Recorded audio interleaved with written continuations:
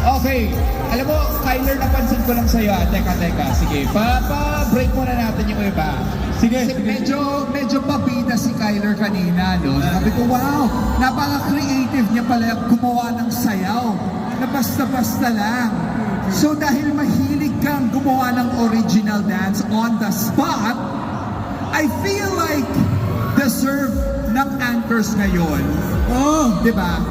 I think they deserve an original breakdance performance right now. Okay lang ba yun? Yes.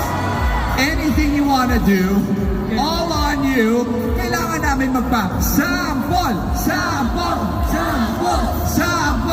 Kaya ba kaya? Okay guys, sino yung marunong sumayo dito ng sticky? Oh my God! Sticky dance Sino? challenge. Sino? Ay, gusto mo bang tumawag ng anchors? Yeah. Pwede ba? Hindi ba kayo? Okay, Kyler, dapat daw ikaw muna. Sample mo, pakitaan mo kami ng galing mo. Okay.